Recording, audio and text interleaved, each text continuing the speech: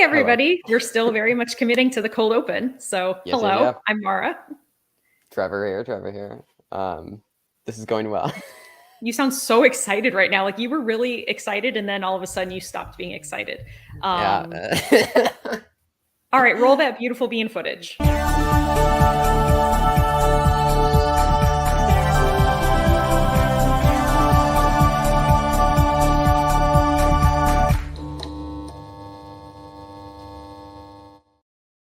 What did you call that? The music just slow down at the end. I know it just gets shorter every time. What did you call it? Do you call bean footage? Okay, so you're too young. It was a commercial for a baked bean company, like canned beans, and they would say roll that beautiful bean footage, and it would basically be like sort of erotic looking bean footage of them like scooping beans out of a cup or like a wooden spoon stirring them in like a casserole dish or something. It was what was on TV? Yes, I mean, I'm not saying they were necessarily sexualizing the food, but it was very slow motion, close up, like it looked very artistic. I don't know. It felt like it could have been very passionate. Stop sexualizing beans. It's a problem. Well, you know what's funny? Speaking of beans, do you know people that enjoy beans? I know some people that enjoy beans.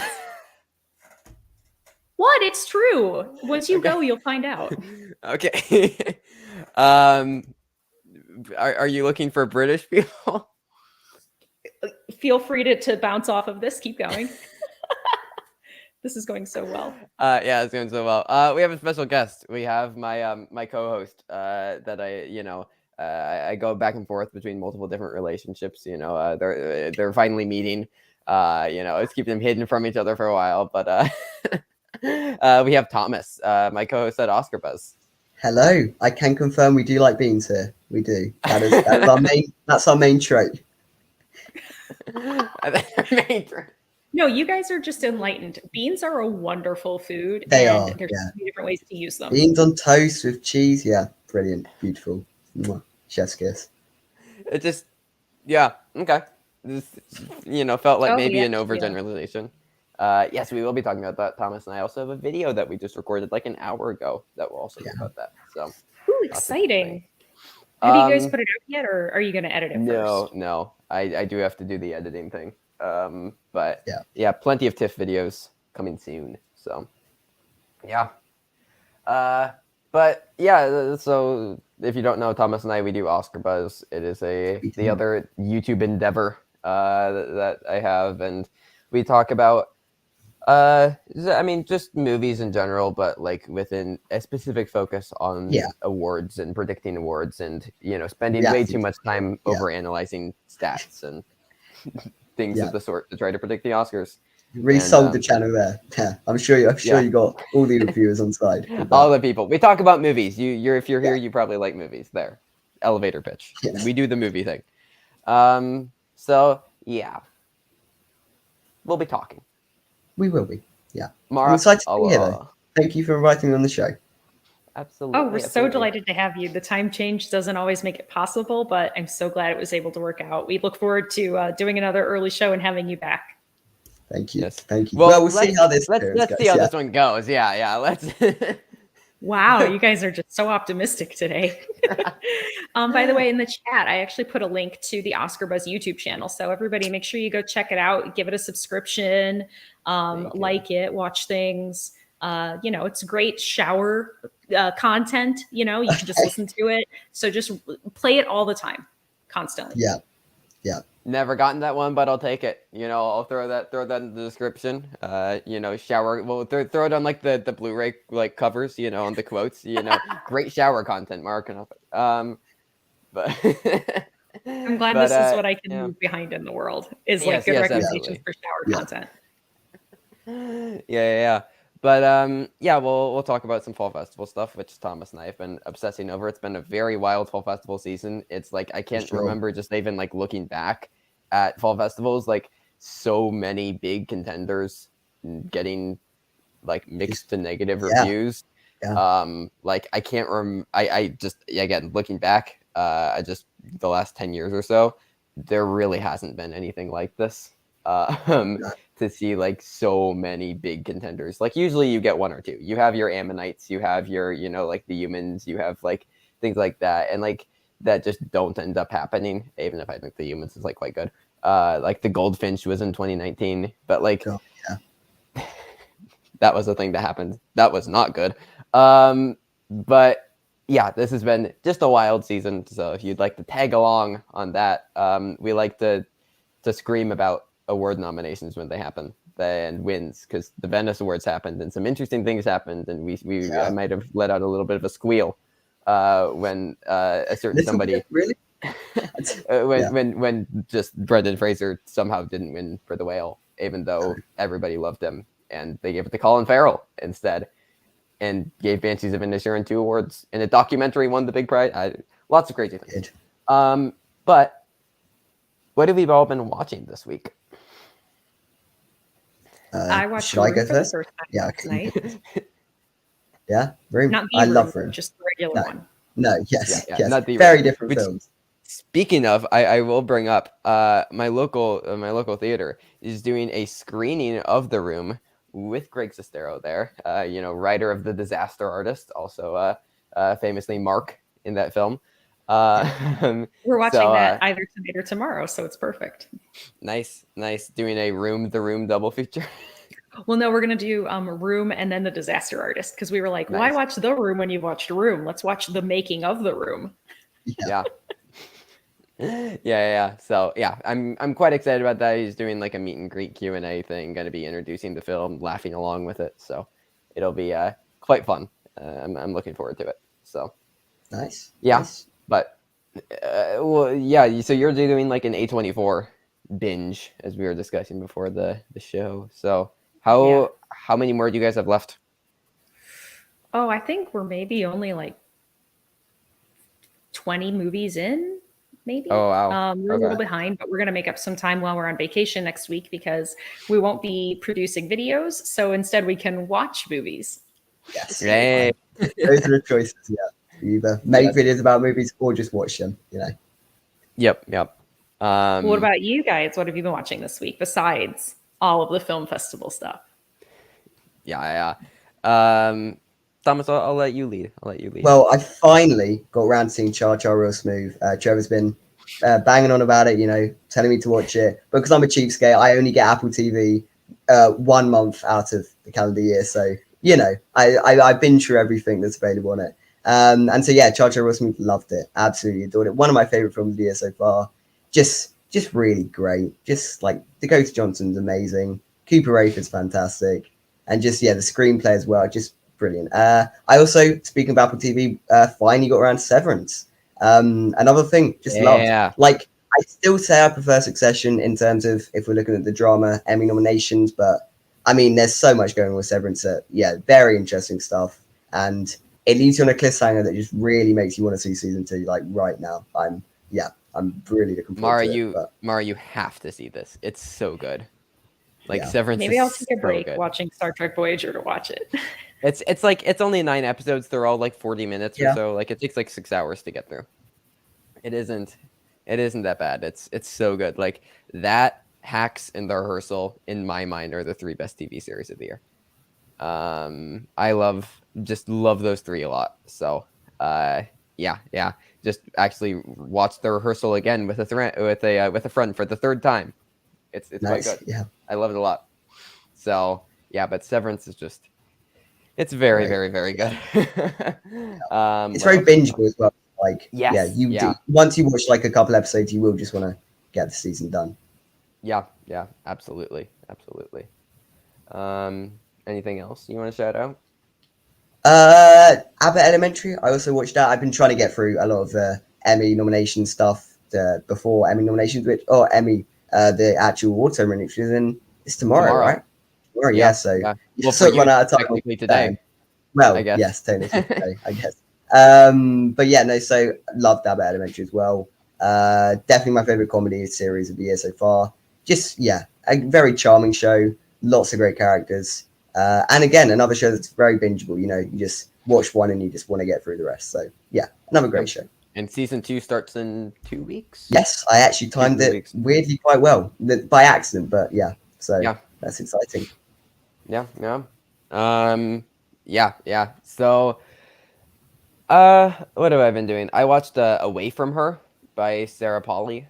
Sarah Polley has women talking at all the fall festivals right now. I just finished the book as well. I just bought it and reread it because the book is great, and Away From Her is phenomenal. It tackles very similar themes as The Father. Okay. It follows a man who his wife is beginning to lose his memory. They're both older, and as she's beginning to lose her memory, they decide to send her to like a mental care facility for older people who are struggling with like dementia and things of the sort. And while she's there, she forgets about her husband and begins to fall in love with like another man who's there for like dementia problems. And it follows the husband as he's trying to grapple with like essentially like losing his wife, but she's still there. And it plays with like non-linear storytelling in a very, very fascinating way. So yeah, it's like a heart-wrenching film. It's really, really good. Just made me even more excited for women talking. Yeah, it's great. Watched Booksmart for the first time because for some reason I thought I had, but I hadn't, and I thought it was fine. It's meh. Caitlin Deaver's great. It's just I don't. It was fine. Comedies aren't typically my type of thing, so It's a broad generalization there. You don't like to laugh. I don't know. Like I prefer like dramedies, I guess, as Yeah, far as my actually, that's comedy true. goes, Yeah. than just like a straight up comedy. Like I would call like Lady Bird one of my favorite comedies, but like that isn't like a full on comedy. No, Like there's some very funny lines in it. Particularly the abortion assembly in the gym, just like absolutely incredible. But like it's there's You like some comedies. well, I wouldn't say that. Okay. No, yes, you do, Trevor. It's your favorite movie. You said before the show. Come on, Yeah, you don't be said shy you for felt the like you made viewers. a biopic about you. Yeah. Yeah, that was my bio. No, yeah, that's my Letterboxd top 4. It's The Boss Baby, The Boss Baby Family Business, and then the 2 shorts that were released on Peacock. Yeah. No, you're forgetting about the 9 Lives of Christmas. Yeah. Well, no, yeah, it's The Boss Baby Family Business, and then 9 Lives of Christmas, and then the sequel to 9 Lives of Christmas that came out like 11 years afterwards. They were really going for like a before trilogy thing, reuniting with the lovers afterwards. So yeah, Thomas, are you familiar with 9 Lives of Christmas? No, and to be honest, I don't think I really need to be. I don't think that's a gaping blind spot in my film education. I think I can miss out on that one. It is sadly where Brandon Routh's career went after Superman didn't pan out. Right. Yeah. Yeah.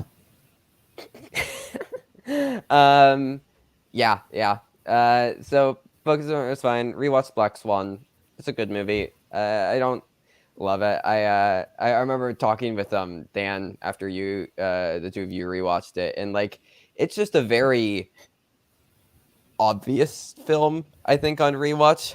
Like it isn't a very subtle movie. Like all of like the visual like metaphors and like imagery and stuff, like well, for all the wrong reasons. And yeah, it's a good movie. Natalie Portman's great. I think the ballet sequences are beautiful, but like I don't think all the horror stuff works as well. Rewatched Elvis with my parents, both of whom liked it. And like it's fine. I think that I liked Austin Butler even more this time. I think that Austin Butler is like really, really incredible. I just wish like the rest of the movie was actually good. So it's just it didn't work for me. I'm just very tired of cradle to grave musical biopics. So yeah, what else? I watched Broker by Hirokazu Koreeda, which is currently playing at fall film festivals. Gotta love VPNs. And it's good. I don't love it as much as his previous work. Like I really enjoy Shoplifters quite a bit. And this one didn't do it for me in the same way. Song Kang-ho is good, but not great. Like it works. It accomplishes what it wants, but like it definitely, I think Korea definitely made the right choice going with Decision to Leave by Park Chan-wook, which is just like a stone cold masterpiece. And this was just, it was enjoyable enough, but like nothing too memorable. And I saw Jaws, but we'll talk about it in a second. I did see in the chat you asked about a favorite TV show of the year, and Cinefan brought up Heartstopper, which yes, my favorite TV show of the year. Yeah, it's one of mine as well. One of mine. Another thing that Mara still has to see. I feel like most of the show, Mara, just kind of devolves to us shading each other for not having seen things. I try not to make it shade. I try to encourage you to expand your horizons. Yes, but it's nice to know that you just want to shame me about all the things I haven't seen. Thank you. Yeah, that's what it is.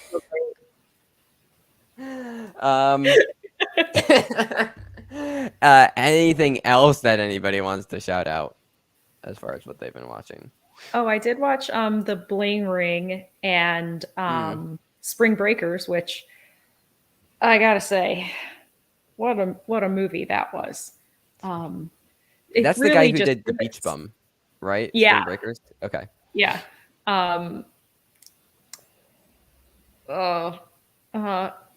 Harmony Korine. Korine, thank you. Yeah. Yeah. I don't see myself ever watching it again. Okay, what did you think of The Bling Ring? Because I think it's very underrated. I like that movie quite a bit. I don't like it really at all. I found it interesting. I like stories like that where I wasn't aware of the events that happened in real time, and just the unbelievability of how it all happened and that it happened.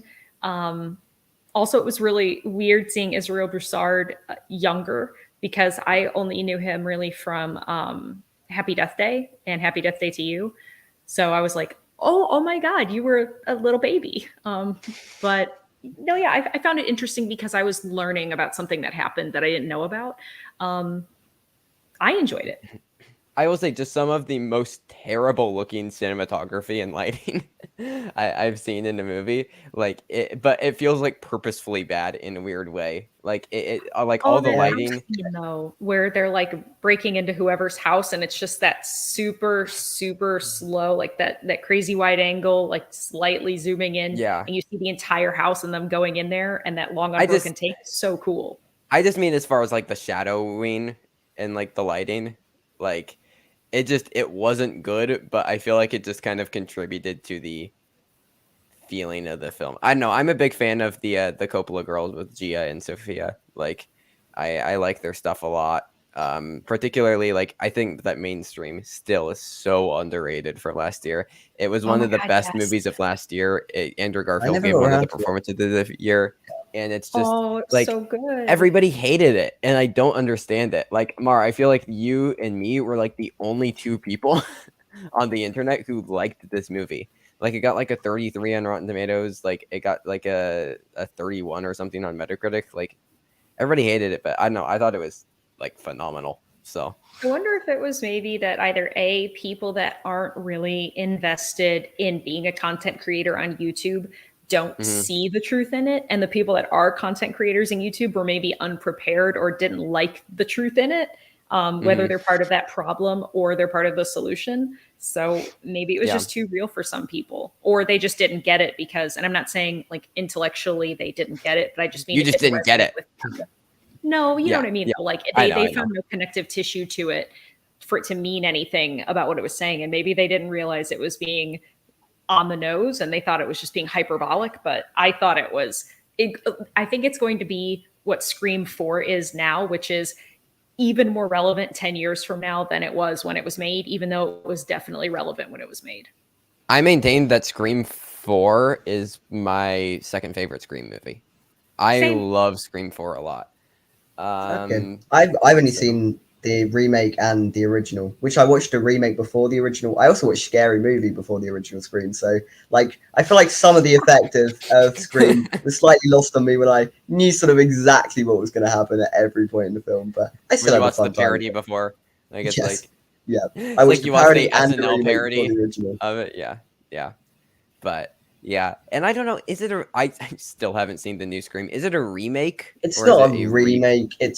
It's one of those. I mean, it makes a comment about it in the actual film itself. Yeah. what sort of connection it has to the original. Okay. It's murky. It's like a sequel, I would say, probably. Like a pre-sequel boot. Yeah, something along Kind those of, lines. I think they did a reboot for the movie. Yeah. So yeah, we still gotta Mara, you, me, and Clara still gotta watch it. That and Dune still on the list. Yes. If I'm doing this, it's because there's a fly and I'm trying to kill it. But it's it's just not That's working. not what it is. He's lying. Yeah. trying to hold some air, you know. Hey, you know what? We all have psychoses. It's okay to just share that with everyone. It's important to be open. Yeah. Yes, yeah. I need to. I was talking about this with my therapist. I need to be open with, you know, my air grabbing tendencies. It's, yeah. You thought when you watched The Last Airbender, you thought that was you. So. Yeah. Yeah. It's a joke from the movie. I love it. Okay. I would never. Jeff Goldblum's too good at those like hotel or apartments.com commercials or whatever it is. Yeah, we don't deserve him. Yeah. I did watch We Cry Together, Kendrick Lamar's short film, which I liked quite a bit. Thomas and I, we actually just spent a lot of the afternoon between recording, share music back and forth, introduced Thomas to Kendrick. Did. So Kendrick Lamar, one of my favorite musical artists, alongside the likes of, Bo Burnham, Phoebe Bridgers, Frank Ocean. So it was pretty solid. It was pretty solid. I don't think it works as well as the actual song We Cry Together on his latest album, but it's still very good. I still don't know how I feel about that and All Too Well being Oscar eligible, just because I don't want it to be taking away spots from like up and coming young filmmakers. But it's good. So I think the All Too Well short film was good. So, well, it'll be interesting, but it was solid. It's free on YouTube. Anything else that you guys want to shout out before we get into like our movie and 2 shows that were the topic?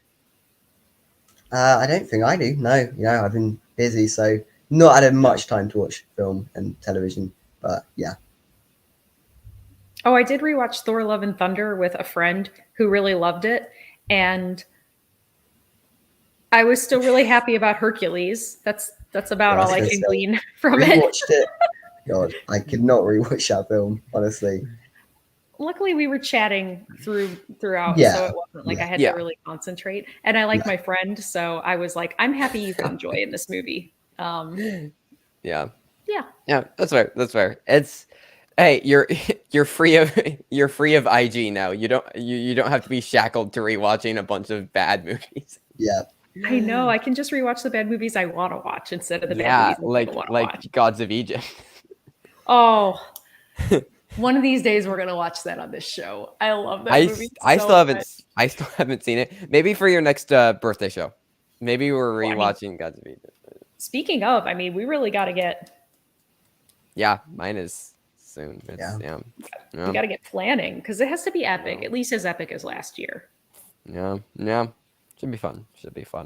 Hey, depending on time, you could come back on for that, Thomas. It's gonna be plenty of games, plenty of guests. Yeah. So yeah, we got to start booking guests and stuff because we had lots of fun last time. And who is all on there? I mean, we had Parker, we had Jacob and Kaiser Taylor popped on. Really weird stuff. Kaiser was. Yeah, I think we need to, Thomas. We need to get you and Kaiser on the same screen. I'd love that. Let's just make sure your parents know what you're getting into parental first, permission. and then that's fine. Yeah. He'll probably send you steak. It'll be. I'll take it. Yeah. But should we talk about the things, the movies and shows? Yes, let's do You can lead with the TV shows that I haven't seen, and I will finish eating a sandwich. Okay. Wow. You just said that so matter-of-factly, as in we have no choice. That's what's happening. Yeah. Well, where do you want to start? Rings of Power or House of the Dragon? I don't mind. Should we start with Rings of Power? I guess, why not? Let's do that. Right. Okay. I'll do the So sandwich. yeah. Okay, you finish your sandwich. Yeah. What? Yeah, but no, I don't really like Rings of Power. So far, I've not been that impressed with the show. I would say I do think they're sort of just banking off the Lord of the Rings IP, and trying to just make you care about it through that, rather than like the show actually doing anything. Like there were a couple moments I liked. I liked the dwarves they brought in episode 2, I think it was. I think Galadriel's story, it might go in an interesting direction. But so far, I've not been too impressed with the show. I don't know how you feel though. I agree. I will say that I was lucky enough to see the first 2 episodes during the theater release, and watching at home as we've continued, I have noticed that it does look much better projected than it does just being streamed. It feels a little hobbity from time to time, like a little too animated and not real and not tangible, but I'm with you about the characters. I just haven't attached myself to them to be invested in what they're doing yet. But I'm holding out a lot of optimism because I just love this place, this fictional place. But I love being there, and I want to see it find its focus. So I'm still going to keep watching. I'm not going to quit or anything. No, but neither. just, Yeah. thus far, I will say something really interesting happened. I finished my sandwich. That was the interesting thing. Okay, what we talk about next? So, I also just want to shout out Cam. The bear is great, and I'm glad that you're enjoying it. Anyways, carry on. I'm bad at watching TV. Yeah, no, because I'm even a little bit of a Hobbit apologist. Like, I'll watch those films. I don't mind them, and that is mostly due to the world there. Because yeah, it's a fun time to be in the world. But like, yeah, I'm not a big fan of this series so far.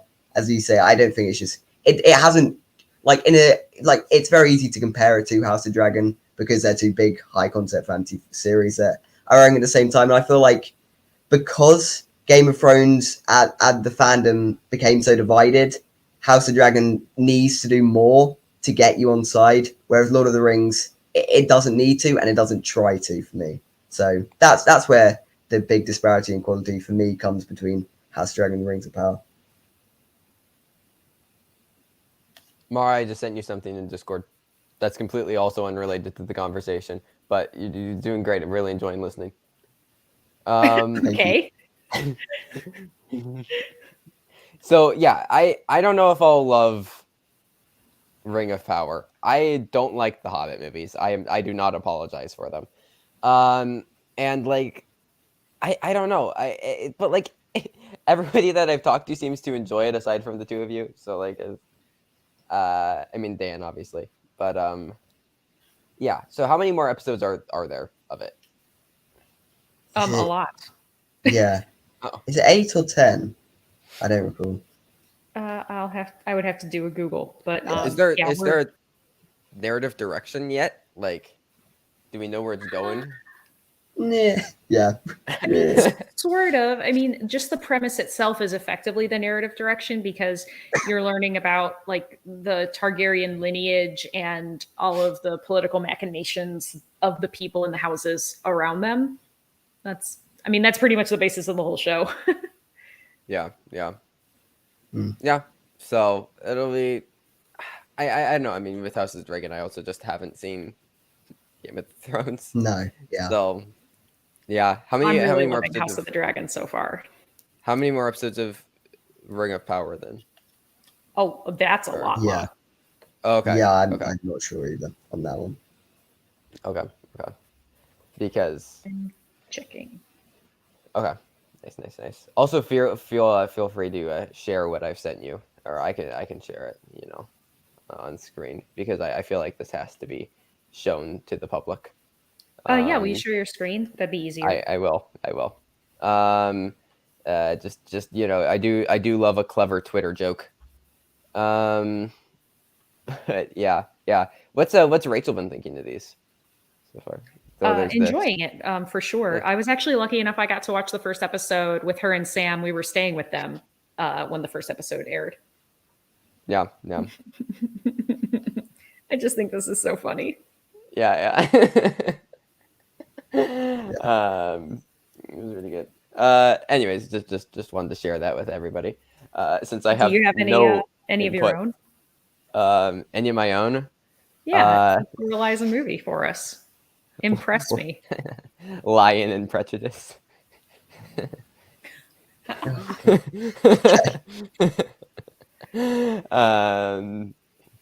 Will be another one. Of Mouse and Man.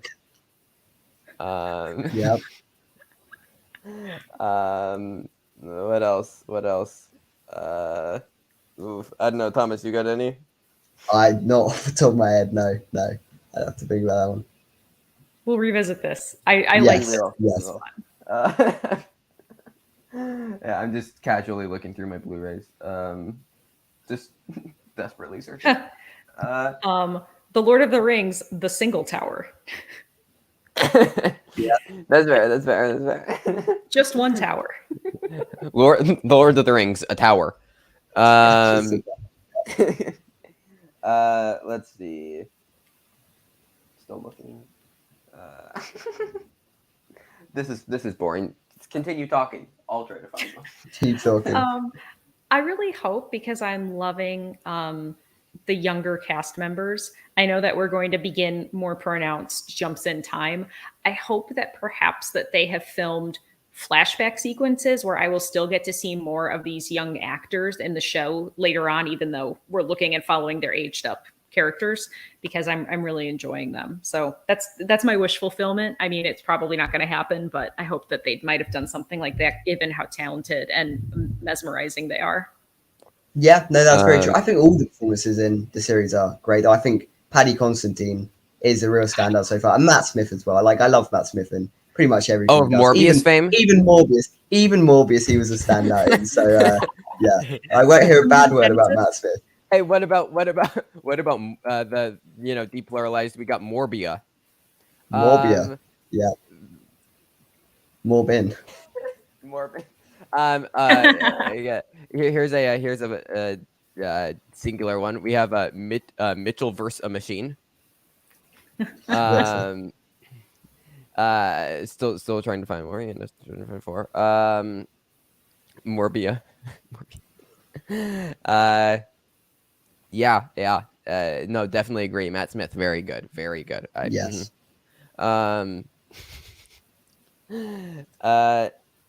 Yeah, it's just I don't know. It's kind of interesting that we have these like two massive fantasy franchises having shows at the same time. And like I don't know if that was the best move, because they were inevitably going to be compared. Like there was always going to be a loser. I feel like both of the shows probably have confidence in their creative vision, whether it's hitting with audiences or not. So maybe they were like, oh, I want to go up against the other because I feel confident I'm better. Yeah. So do we think, because Lord of the Rings is already confirmed to be getting like a bunch more seasons. Yeah. Oh, yeah. Is House of the Dragon getting more? Do we know? It's already confirmed for season 2 for sure. Yeah. Okay. You'd presume so. They feel like they're trying to make a spin-off franchise out of this. So yeah, you'd reckon. Okay. Nice. Yeah, I can report that my dad is enjoying House of the Dragon. So okay. Wow. Very, very important intel there. Yeah, I'm just very bad at watching TV. So also, any pluralized movie things. Daddy Home. It makes the title of that sound very creepy. If you take out the Daddy's Home, it's just Daddy Home. Okay. Yeah. It's creepy. Daddy Home. Home. What about Sherlock Home? But you're so missing the point. But anyway, it works. Sherlock Home and Watts. So now I'm just taking out the final syllable. Yeah. But yeah. Do any final thoughts with TV? That's nice. True lie. Got it. Yeah. That is good. Any final thoughts before we move on to our next thing? I mean, I'm excited to hear you guys talk about festival stuff. So if Thomas is ready, Okay. I'm ready to roll in. Do we want to talk about? Well, do we want to talk about Jaws first or that? Oh yeah, we both saw Jaws. We tried to see it in 3D, but it was cinema day, and that was a huge disaster. And then we did see it in IMAX, so that was awesome. And there were like 4 other people there, which was unfortunate because the crowd atmosphere is great for that movie. But also, Robert Parker hadn't ever seen it on the big screen, so that was fun. Nice. Yeah, I had a lot of fun. It's on 3D IMAX 3D, which was quite fun. Coincidentally, that's our movie this week for my film class. We're studying narrative form, so it just kind of timed out perfectly that it was also in theaters. And yeah, just it's so well edited is what really stood out to me this time. Just like some incredible editing with like the tension building. Like yeah, it definitely isn't like my favorite Spielberg. But like just a really, really, really solid movie. I mean, obviously, you know, like Dan isn't here, but like, I will say, Mara, were you a massive Jaws fan before you met Dan?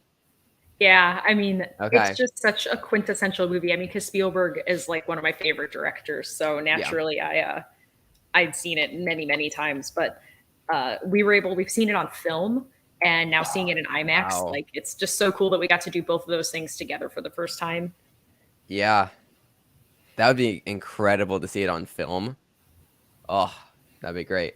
That'd be really, really nice. This is so perfect, by the way. Oh, good. We got a Streamlab from Quint. Yep. Is that from Quint? All right, we got a Streamlab from Quint. It's the Quintus A. That was the first time. That was the time I was most frightened, waiting for my turn. I never put a life jacket. I never put on a life jacket again. 1,100 men went into the water. 316 men come out, and the sharks took the rest. June the 29th, 1945. Anyway, we delivered the Streamlab. Thank you very much, Quint. That's epic. Yeah, love it. Yeah. So I mean, Jaws is just great. It was really fun seeing it in the theater. Saw it with some friends. It's just like how could you not like, even if it isn't like your favorite thing in the world, it's a very hard movie to dislike. Just some great performances. I mean, it does like, you know, it's a film about like a shark eating people, but it also makes like some societal commentary. Like, I mean, you know, it gave a lot of Don't Look Up vibes. You know, yeah, it is a very, very, very fun thing. So, no. But now should we talk about festivals? That's what stuff. Yeah. Yes. Yeah. So oh, thank you, Jeffrey. Yeah, I was really working on my Robert Shaw impression there. Got a you know, a Schmodown champ in the chat. So fall festivals. Thomas and I have been talking about them kind of nonstop. Yes. We haven't put out any TIFF videos yet, but we just recorded 2 this afternoon. Well, evening for Thomas, but afternoon for me and the rest of us normal American people. I wouldn't say those things go together. That's oxymoronic. No, we're very bravophobic here. It's you know, it's Patriots Day after all. It's There you go. Was that an eye roll I saw? It could be. Yeah, no, obviously Americans not normal. We got some problems. But anyways, there's a fall festival in Canada, Toronto Film Festival, a better place than America. And Trevor, I'm gonna make sure that the newly formed we're doing it again House Un-American Activities Committee gives you a phone call. Get a phone call from McCarthy. Yeah. He's like, have you ever, you know, have you ever been a member of the Communist Party? Joseph J. Edgar Hoover is gonna come to you in your sleep and be like, "What are you doing, you commie?" Yeah, no, I'm just gonna. I mean, hey, if I get to meet Leonardo DiCaprio, like, I am. Where you go. I am under 25. But What does that have to do with Leonardo DiCaprio? Oh, never mind. I get it. Yeah. We went straight past that one. He said he was seen with a 27-year-old woman. So I love. Wow, that's big for him. I know. I love how he's like, oh, they think I won't date anybody over 25. Ha, I'll get them. I'll date someone who's 27. That still 25-year age gap won't be problematic anymore. They're 2 years older. DiCaprio. Anyways, Fall Festival. We'll get there eventually. Smooth transition. Jeffrey. 27-year-old equals MILF for him. Oh, golly, Con.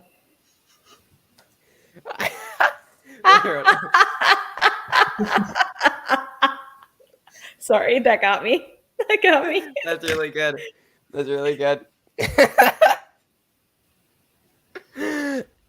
So anyways, festivals, right?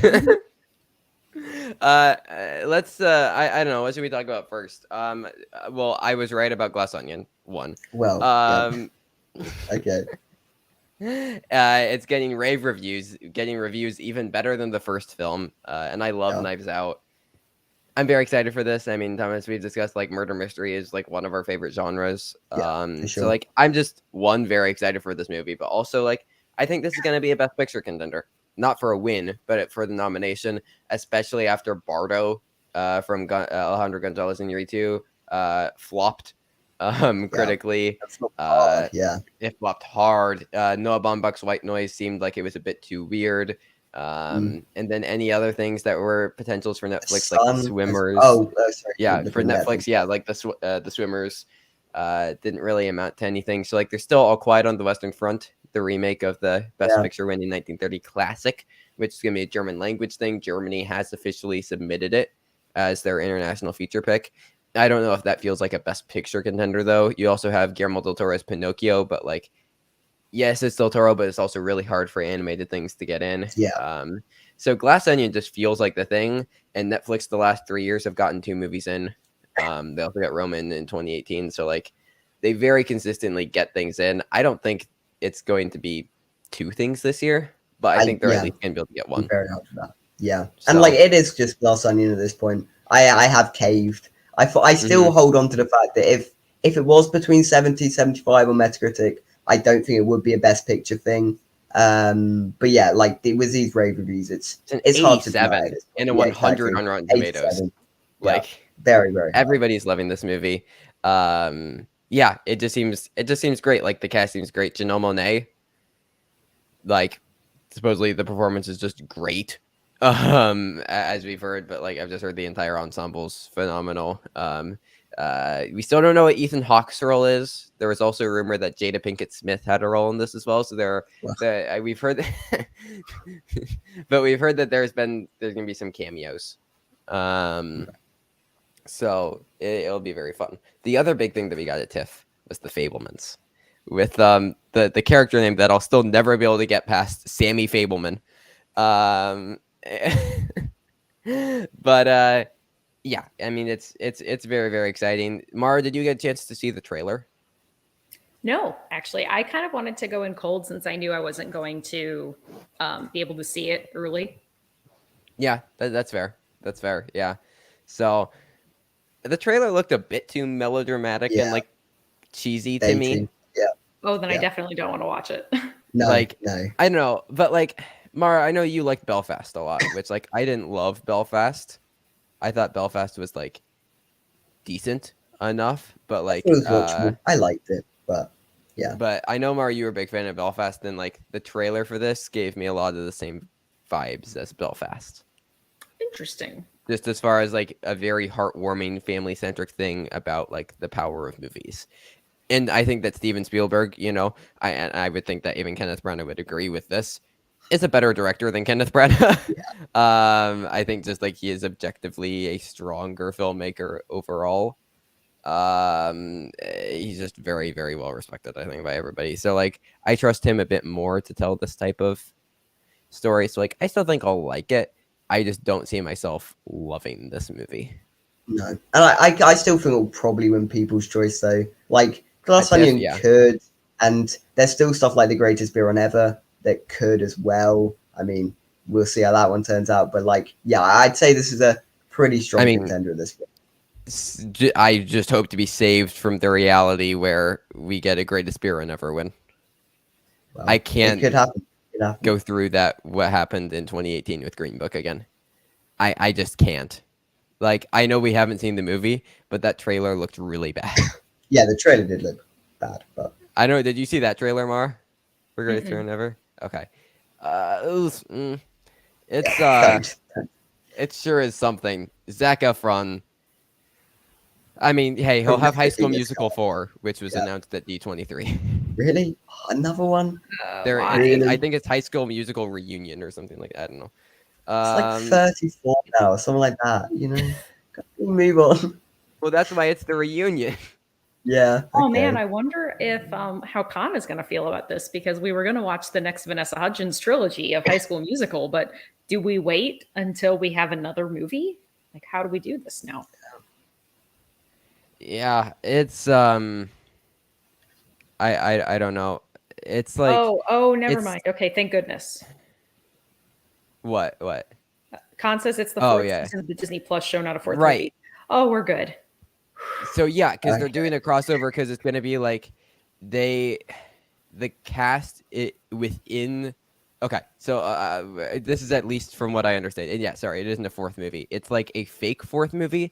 So it's like the within High School Musical, the series, the cast of the High School Musical franchise, like, because the High School Musical movies exist in High School Musical, the series, in the TV show, right? And it's like they're going to the same school where those movies were shot, right? Yes. So it's like trying to explain the plot of Inception here. So yeah. So bear with me. So they go to the school where those movies were shot. So within the universe of High School Musical, the series, they're doing a reunion fourth movie. Yeah. Where they're bringing the cast back, but they're going to be like Zac Efron and Vanessa Hudgens. They're going to be playing themselves doing a reunion fourth movie. And then the main characters of High School, the musical, the series, who have been doing their own music and like making their own musical plays, they're going to be extras and have supporting roles in High School Musical 4, which is a fake movie in the fourth season of High School Musical, the series. Troy was dreaming the whole time, wasn't he? That's supposed to be it. Yeah. It was just one big dream. A lot. It like, I don't know. I think that, like, you know, Spider-Man No Way Home, Eat Your Heart Out. Like, I think this is how we break the space-time continuum. It's a lot. And I still maintain that the High School Musical trilogy is good. Really? Okay. They are good movies, and they're very fun. Still not over the fact that Dylan O'Brien almost played Zac Efron's role in that movie. I would have preferred it. He feels like he would fit the role more than Zac Efron. Interesting. They should do a massive of Glee fame and High School Musical. Yeah, just do the full multiverse crossover. Oh, there you go, actually. It feels like they're stealing the stab concept from Scream. Yeah, actually, kind of. Oh, yeah. I just feel like they're doing that again a little bit, yeah. So anyways, that's happening. Love how we went from Zac Efron just completely derailed. Is what happens when you talk about Zac Efron. Yeah, to be fair. But I don't know, what have been some of the standouts for you, like some of the big surprises so far this festival, Thomas? Well, I think Tar getting such rave reviews, like probably the biggest premiere at Venice, I'd say, in terms of critically acclaimed. That's very interesting. That was very interesting. Banshees of Inisherin as well, or however you pronounce the name. Very interesting as well, because I'm a big Martin McDonagh fan. I love all of his films. In Bruges is one of my favorite films of all time. And yeah, I thought Three Billboards was excellent. Seven Psychopaths as well. I'm in so, the minority on the screen here on that one. So yeah. But so yeah, like I feel like I was always excited about it, but I didn't think it would be maybe as well as it has been received. But yeah, it's got amazing reviews. So yeah, definitely looking forward to that one. Those two, Women Talking, as I mentioned a bit earlier in the show, I've been predicting to win Best Picture since April.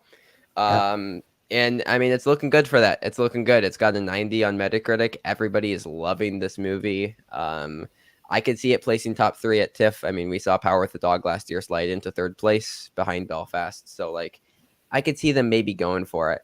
Maybe. So yeah. This Oscar Film Forecast brings up The Woman King. Got really, really good reviews out of TIFF.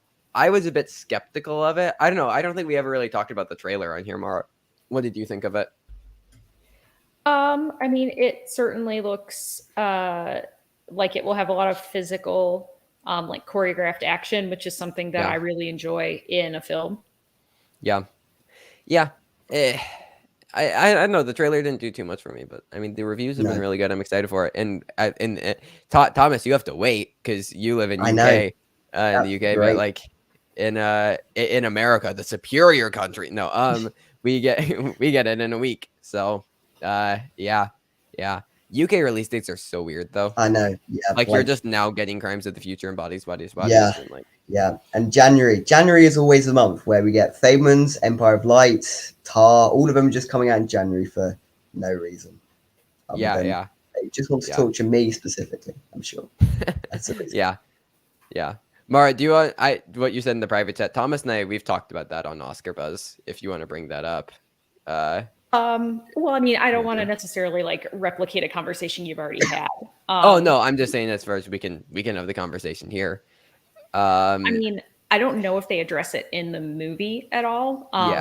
But you know, I'm just curious to know like what the public conversation is going to be regarding that the tribe that is portrayed in The Woman King were slave traders themselves and would get people from other tribes to trade so that way their tribe would be left alone. And I'm not saying you can't still make an informative movie about them, because you should make movies about flawed people in general, just because we can learn from them. But I'm just curious if they address it or if they try to only focus on like their more heroic pursuits. So I'm just curious about it. I don't want to say an opinion one way or the other because I haven't seen it. Yeah. I'm curious. The same thing with The Whale. I still don't know if I trust as far as how it's going to handle like LGBT stuff and how it's going to handle like, the main character being incredibly obese. Like, as I mentioned when talking about Black Swan, Darren Aronofsky, not the most deft or subtle filmmaker. So with these incredibly challenging topics, I don't know how he's going to handle them in a way that isn't just incredibly heavy-handed and kind of like tone deaf. But because like the movie itself hasn't been getting great reviews. It's at like a 68 or 69 on Metacritic. Like it's been getting mixed positive reviews. The big thing is that like Brendan Fraser and Sadie Sink are great, and Hong Chow. Like and maybe like the performances can carry through the movie, so you don't need to worry about those sorts of things. But like, I agree. There's still a bit honestly, of that's kind of how I feel. Sorry to cut you off, but that's kind of how I feel about Black Swan. I feel like the performances carry that movie. I'd agree. I don't think that movie's that well directed, personally, or that well written. But I just think the performances are so good that it really carries it along. And as you mentioned, like Gina Prince Bythewood, like I think I've only seen one of her films, Love and Basketball, but I liked it quite a bit. So I still haven't seen The Old Guard, which is like a Netflix. I like The Old Guard. I mean, it's not fantastic, but I like it. Okay. Since brings up, there's a trailer for Bros. Yeah. The trailer for Bros looked very good. I'm really excited about Bros. Yeah, that's enough on the great reviews. Yeah, 100%. Yeah. Oh, Hudson Eyes are saying Mother is a masterpiece. Interesting. That's an opinion. That is an opinion. People like what they like. I like Gods of Egypt. I cannot criticize someone's taste. I just said that I think the entire High School Musical trilogy is good. So I like Fantastic. So we all have our unpopular opinions. We all have our thing. There was some heavy Okay. sarcasm in that statement. You made me admit to liking Fan Forsake just to pull it back. Thanks. Great. Yeah. We were all also joking. Yes. That's like when people, now that like Twitter circles is a thing, people will just like tweet like a poll out just to like one person, but they don't know it's just to them. Yeah. Can find some dirt on people. And I kind of agree with Jeremy. I do kind of like Mother. It's just it's objectively not good. Like it's objectively just a really poorly directed film. But like I have a fun time with it. High School Musical 2 is a masterpiece. I don't care if you're being sarcastic on that one. That's true. Yeah, not joking. Let's go. Not true. Not true. I've seen that film way too many times, and I rinse any enjoyment out of it. So, Oscar Vollmer, Lemonade Mouth greater than Citizen Kane. Fair enough. That's a take. Fair enough. That's an opinion. Haven't seen Lemonade Mouth. Let's see. Also a fun interaction a bit back between Maddie Gunter and Jeremy Miller. Maddie says the UK in general kind of sucks, but I can say that. And then Jeremy, but at least the UK has you. Oh. What a moment. What a moment. Simon, I cried at the end of Pitch Perfect. I was so moved. I watched it again and cried again. I may have been intoxicated. Fair enough. For adults, that can happen sometimes,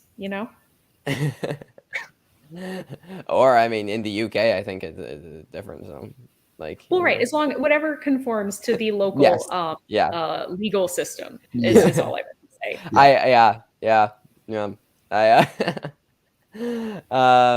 I remember, Thomas, you brought up like Elvis. You like it was going to be a thing that you're going to see, and that I don't think would have went well for you. No, I decided against doing that. Yeah, definitely. Yeah. And so I watched Minions Rise of Gru twice in that state. So who's the real winner? I do remember that. I remember. So you watched it, and then I saw 2 days later on Letterboxd. I saw that you logged it again, and I just took a screenshot of it and said why. Like. Because you gave it 1.5 stars, so I was like, "Why have you just?" Okay, I give it a second chance. I really want to see this. I've heard great things. I've heard some phenomenal. I might go see it even tonight or like tomorrow. Like I've heard some great things about it. Yeah, I saw it and I loved it. Okay. Like.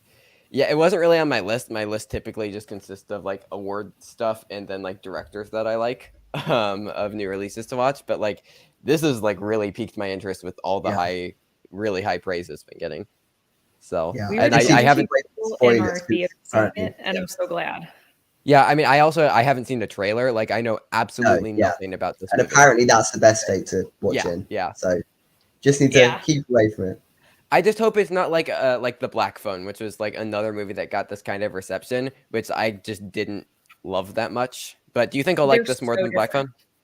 Okay. Not as far as that, but as far as like my enjoyment. I mean, I think you will like it more than The Black Phone. I think The Black Phone is much more steeping itself in the traditional feel and ambiance of the horror/horror mystery genre. This is much more adventurous and it genre blends, and it has some marked shifts in tone that I think you will enjoy because it doesn't feel samey the way that The Black Phone may have felt to you. I think you will like it a lot. And if I'm wrong, I'll send you an offering of raw meat or something. Famously the way to I was just trying to look through Letterboxd as far as like things that I really liked that weren't rated very highly. And like I guess the biggest thing, especially like critically, would be Jennifer's Body, which I gave 5 stars. I love that movie a lot. Weird, I've never heard you say that. That's new. I think it's a perfect movie. I think it's a perfect like satirical horror comedy. You may say that it is my Scream. So Thomas, I got you to watch it. I know you didn't love it, but you didn't hate it. No. So Well, I mean, I don't remember much of it. Again, that's another one I watched in a slightly intoxicated state. I watch a lot of films like that. But anyway, yeah, no, it was a thing that I watched, and I don't regret watching it. But yeah, definitely not my favorite thing I've ever seen. Put it that way. You gotta be on a certain wavelength. Yeah, I think for it. You do. I would throw like "But I'm a Cheerleader" on that same vein. Though I think that "But I'm a Cheerleader" is slightly more. I prefer Jennifer's Body more, but I would recommend "But I'm a Cheerleader." I think more just generally, I guess.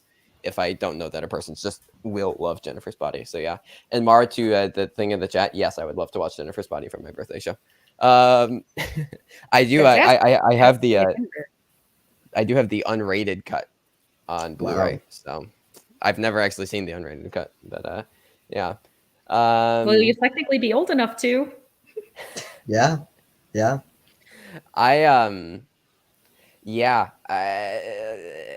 Legally. As we mentioned with movie theaters, I've seen lots of things like R-rated things illegally. I just lie. And I try to, talk my way out of it. One time, so a lot of them will like have I think it was Nope. I'll have on like their name tags what's their favorite movie. So they had Coda, so I distracted the person by talking about Coda, and then they forgot to ask for an ID, so I just went in. You got to do what you got to do. The art of misdirection. Yeah. Card Trevor before the watch along. Yeah, and then I'll just show my ID straight up to the camera. That's what I'll do. Oh yeah, that's so responsible. Yes, absolutely do that. Andrew, many of them are just influenced. Oh, Heathers is so good. Have you guys seen Heathers? I've not seen it, no. Heathers is so good. One friend of the show, Video Drew's favorite movies. But I'm a Cheerleader is a blast. Agreed, Cinefan. Probably my favorite thing of this year that people didn't love was we're all going to the World's Fair. I think is like a very, very good, just horror, like ethereal, like horror thing that mostly just takes place on a webcam. It's great. Kitty. He's decided to emerge slightly. He's been under that blanket for hours. He has one eyeball right now. Well, only one.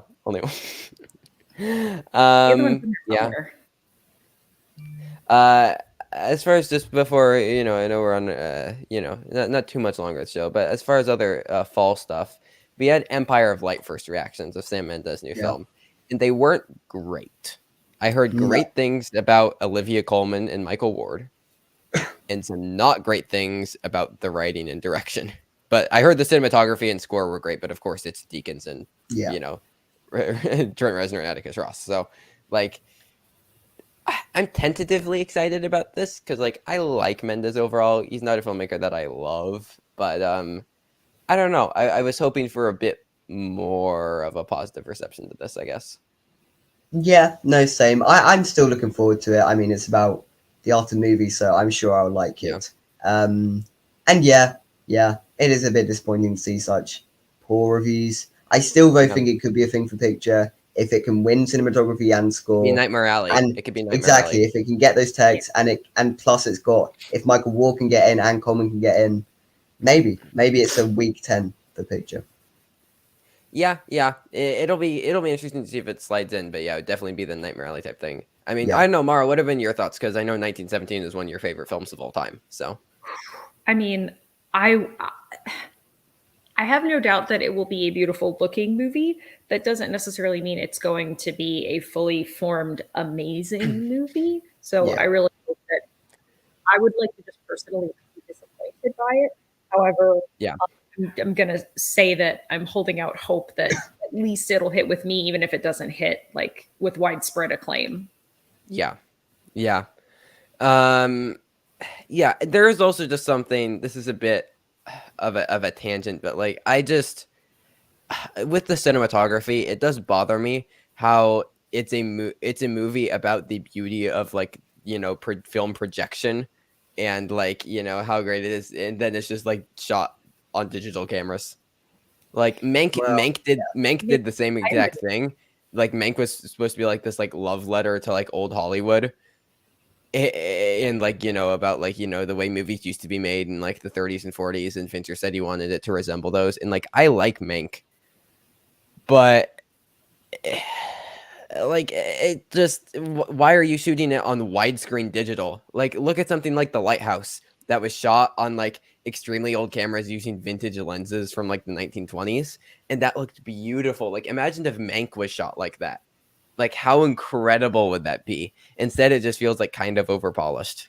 So I don't know, but just like with Empire of Light, I kind of have a similar problem. Like, the trailer was all about like, oh, look at how beautiful, like, it's like, you have like this flaw in your eye that like makes, with a bunch of frames put together feel like motion. It's about the beauty of like being shot on film and projection. It's like, but then why aren't you actually shooting the movie like that if you seem so happy about it? Like, it's just, I don't know. It's a weird thing, I guess, to be bothered about, and like, not that many people will actually care, but it bothers me personally as a cinematography snob. Yeah.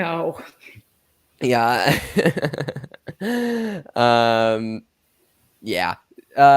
Who was in the chat? Let's see. I mean, well, I hope she's a good actress. I'm hoping for the best. I don't even think that she's great in everything. Like, I think that she was like just fine in The Lost Daughter. She didn't particularly do much for me. So like, I thought she was quite good in it, but yeah. I guess I just didn't. The entire film didn't work for me as a whole. Which I think, Mara, we talked about that. I think we are pretty similar. Yeah. Thoughts on that. So yeah, I don't know. I guess we'll see with Secret Wars. I didn't watch a single thing from D23. Aside from the aerial clip that's been circulating, and like, I just like sure, yes, like, I don't know why we're so obsessed with just the aesthetics of what color a person's skin is, but also it looks very, mermaids are so real. Yeah, it's like, we can't it has to be real, like, she can't be black, and it's like, yeah, but then we're totally okay with a dude who wants to have sex with a half fish. So yes, like, it's like, okay. But when you put it like that, but the problem in that scenario is that she's black. That's the problem, not that she's a fish. But fish. Half or fish. the fact Sorry, that he was like 14 It's in like the original yeah. movie. Well, also that was the thing when I was rewatching Elvis with my parents. It's like, so it was really cool that they just completely ignored that she was like 14 at the time. That was great how they just ignored that. As Garth said, elves, hobbits, and mermaids have to be white, of course. That's how it works. Yeah, obviously. Exactly. It's these very real creatures. They need to be grounded in reality. Is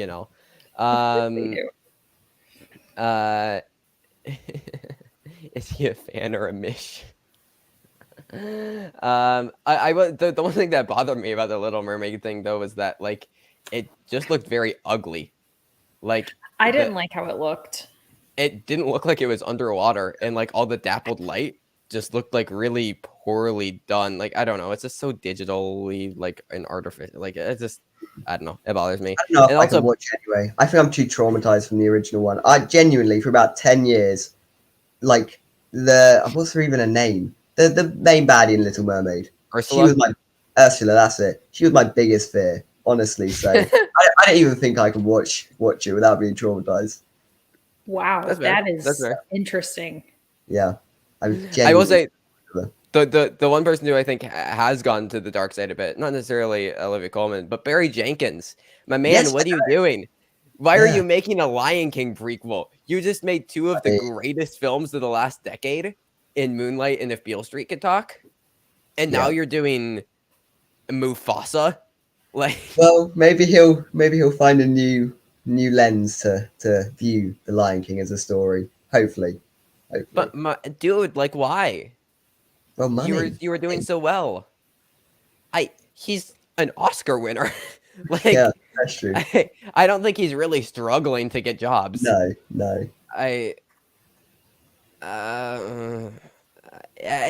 guess so. If it pays for the next couple of movies. But like, I also, isn't it playing the same trick as that the Lion King 1.5 is doing, where it's like sort of before, sort of after? So like, it just feels like it's going down the wrong path. Yeah, definitely joining the side there on that one. Yeah. Oh yeah, Garth, I did see that. One funny racist post thought it was Halle Berry and said it's wrong a 60-year-old woman is playing a teen. That was really funny. I couldn't tell if that person was being sarcastic or not, but either way, the discourse below that tweet was something to behold. And Halle Berry responded to it. I know, right? Really funny. I love how Trevor acts as if Disney is for hacks now. I mean, it kind of is. Like they aren't like they're just making like their track record of late has not been consistently good. Like they're just making factory produced products to make money. They aren't making like actual like art. I guess I don't know. It's like I feel like there's a difference between art and a product, and both of them can be movies. And a lot of Disney stuff as of late feels more like a product than art, if that makes sense. So yeah, yes, I gotta talk from my my higher term. So such a cinephile, so pretentious. But I mean, I have a Letterboxd account. How could I not? But it's just I don't want to do that. But like, yeah. All right, we got Streamlab. Hudson, either setting aside all of the behind-the-scenes stuff, thoughts on "Don't Worry, Darling"? Have any of y'all seen it? Bringing up this controversial topic with 5 minutes to go. Thank you. Yeah. So we do it here. The big question: did he spit on him? According to the Velociraptor channel, yes, he did. Yeah. Okay.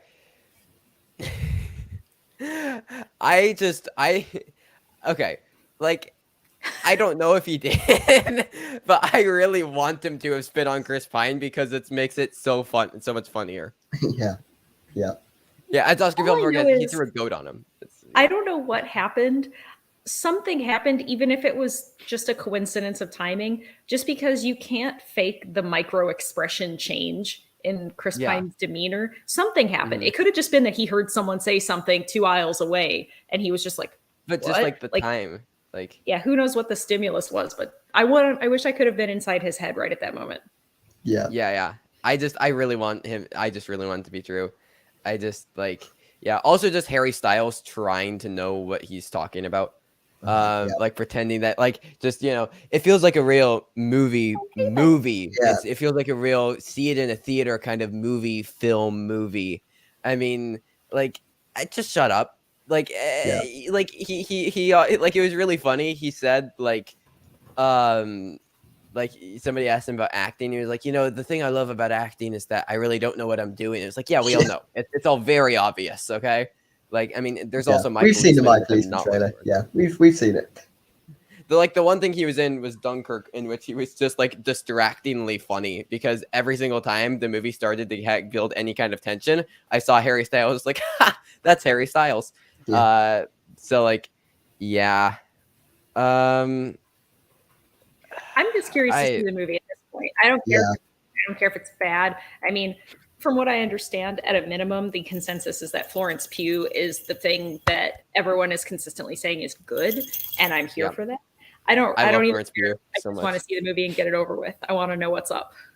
I mean, also just her like the outfits, the they aren't costumes necessarily, but like, I mean, red carpet stuff is kind of costumes. The outfits I guess she was wearing were great on the red carpet. Like, her stylists were phenomenal for that. She won Twitter that day. Yeah. Like, Florence Pugh had one of the biggest Twitter victories I have ever seen. Just between all of that stuff and all the Olivia Wilde stuff, and then also just her red carpet presence. I mean, yeah. What a day. Just as somebody in the chat said, that entire day on Twitter was just a delight. I mean, yeah, I don't know. I think quite obviously Olivia Wilde is in the wrong, and we'll see how the movie is. I still think that I'll probably like it enough, at least just for the it's got a lot of baggage attached to it, though. That might be a problem. But I'm at least looking forward to a good Florence Pugh performance, if anything. Yes. So, yeah, but lots of exciting things, and you can find more of this conversation over at Oscar Buzz. There you go. Synergy. Hey, do the finger thing. Anyways. I was even dancing today. We had the maybe dance earlier. Oh yeah, while we were recording, I was doing a bit of a maybe dance when talking about some TIFF things. Oh. What's your like absolute certainty dance? That's my real question. A lot of yelling about how everybody else is wrong. It's a dance, yeah, okay. Cool. It's just a bit of a point, like a Harrison Ford point. Yeah, like, yo, get out of my but yeah, I think we've reached our time. You know, we're doing a bit of a shorter show today. It's 1 a.m. We're Thomas. It is. Yeah, thank you so much. Where can people find you online, Thomas? Well, I don't have Twitter because I'm not insane. But you can find me on Letterboxd. Just search up Thomas Gladstone. You'll be able to find me there for opinions on films. And on YouTube, obviously, with Oscar Buzz, our channel. Yeah. You are so much better than we are. Trevor, where can the people find you if they don't already know? I'm on Twitter because I am insane. And, I'm there. It's my name, and it's probably somewhere else here. Probably, Mara, if you did that. I'm also... It's in the episode description, but still, some people don't look at that. Yes, in the episode description. Oscar Buzz, obviously, with Thomas. I'm also on Letterboxd at my name, Trevor Matteson, where I watch too many things and forget to rate them a lot of the time. And then I think that's all. I also contribute to Banana Meter from time to time. So I also get to vote on the Indie Spirits. Gotta remember that. So that'll be fun. Looking forward to that. We get deeper into the season. And I think that's all. I'm on the internet too much. Yeah. Well, and then everyone, please stay tuned. We're going to make sure that we get everything situated here for Trevor's birthday show. Also, scheduling update, because I will be traveling on our normal day, Saturday next week. We're going to do our show one day before on Friday evening. So we'll be talking about all sorts of things that we've done over the last, what will be at that point, barely 5 days. But please tune in. We are not skipping the week. We're just doing it before I leave on vacation. And then, and then the week after that, is that when we're doing birthday show? I mean, I feel like that's the most opportune time. It would be appropriate given the time. So we'll have updates coming out about people that we're booking, things that we're going to be doing. We'd love to see everyone there. Bring your friends, tell your family members that it's appointment television, whatever. Tell your family members to go watch somebody, a 17-year-old's birthday stream on YouTube. That's obviously how we should be spending our time. To each their own, man. I don't judge. This is a judgment-free zone. Yeah, well, I might judge. Exactly. Don't go to my birthday. And maybe Thomas will be back for that, Yeah, I'd love to. That would be great. Add him to the ensemble of casts of guests. We're just gonna be like Wes Anderson, just keep on building until we just eventually just have every single person in Hollywood in our movie. Yeah. Right now. Oh, Grandman. I love Grandman too. I know if you were intending Grandnan, but I love Grandman is even better. Yes, it is. It's way better. I'm just gonna start calling my grandparents, "Hey, Grandman and Grandwoman." There you go. That's a good note to end on. Yeah. It is. Yes. Thanks, everybody. We'll see you next week. Bye. Bye.